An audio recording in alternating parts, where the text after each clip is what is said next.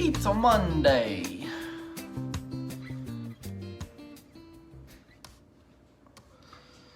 Well, time to jump on the treadmill and start another week.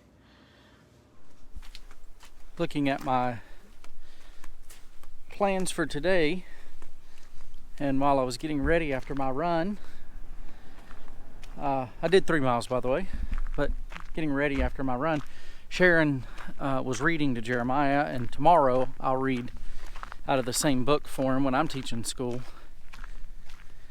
And we were talking about the amount of reading that was happening in the school, because she has to read 2 chapters out of this book, and then she has to read a chapter to Elijah out of another book, and then Jeremiah has to read a chapter and tell her what happened. So there's a lot of reading involved. And I was thinking back, I was telling them, I remember my 3rd grade teacher, Miss Gooch, would read to us after lunch. And I really enjoyed that, because I didn't grow up in a family that was heavy on reading. I didn't do a whole lot of reading. And so let's talk about reading today.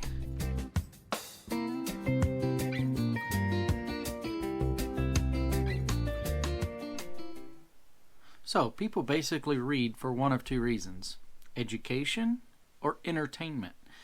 Now there's a little bit of bleed over on both of those, but those are the 2 main reasons. Taking another thank you note for somebody else. To the post office, when I was growing up, my grandma used to always want me to do thank you notes, and I never understood it, but ministry, I'm realizing they're pretty important. People are expecting thank you notes, not because they want the praise, but because they want to know that you got it. And it's just the polite thing to do. So I'm taking another thank you note. But talking about reading, so I've mentioned this before, but I had a friend that I greatly respect tell me that education is just reading and comprehension, so I started to read more. But most of my reading has been for educational reasons, and so that's the type of stuff that I read.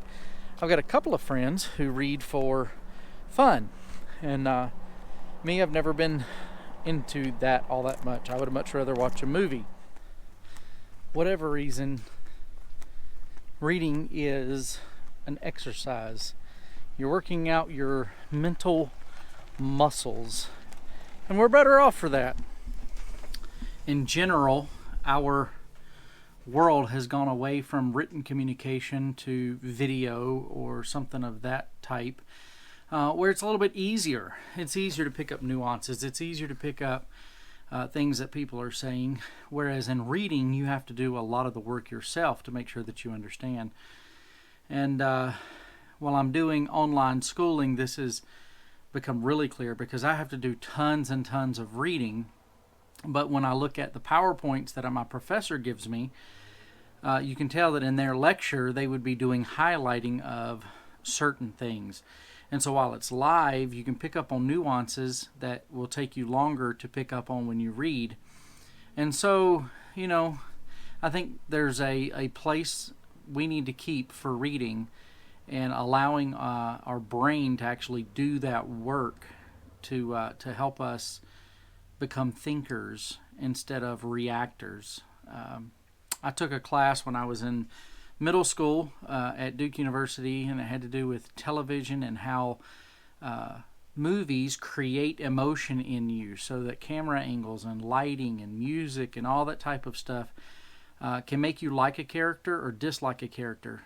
In a book, that all has to be extrapolated from the language that is written down and in your imagination. And so it's very interesting to me. We've got a young lady in town who is an avid reader. She loves to read a lot of fiction, and so I love to talk to her about the movie adaptations. And in her mind, a character may have actually thought this way or looked this way or been this way. And in the movie, the directors and the actors created this type of person with that. And it's just good to see those exercises being done when reading.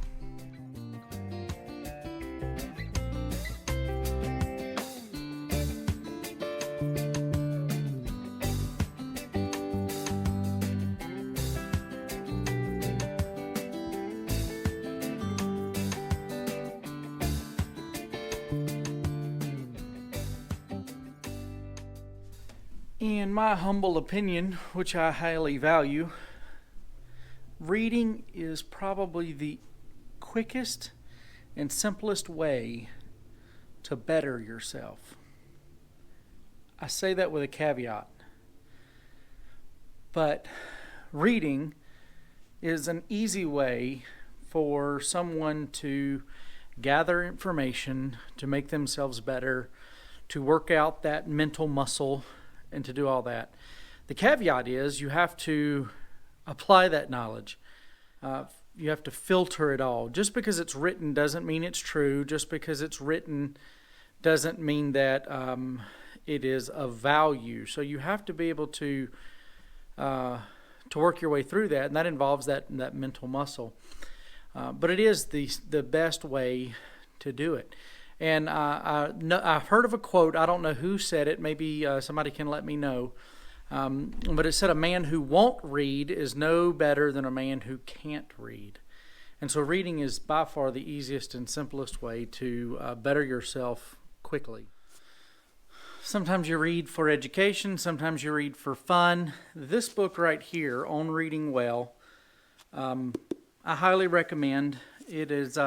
It kind of shows where those two intersect, and what she does is she takes some of the classics and some classic books and some older books, and she shows you how they teach us about different things. Very good book. If you get a chance, read that one.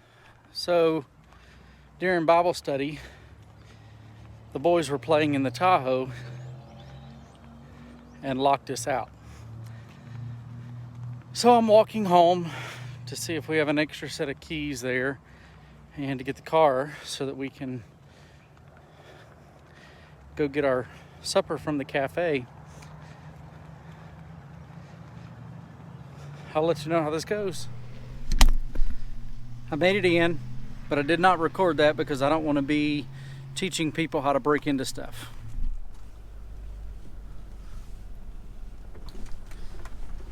I'm not going to tell you how I got in, other than to say I learned most of my entry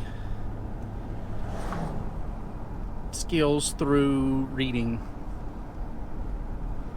There were some I learned in law enforcement school of how to get into things and do stuff, but I've read quite a few books on how locks work and all that kind of stuff. So in conclusion for today, read. Read something, but just read.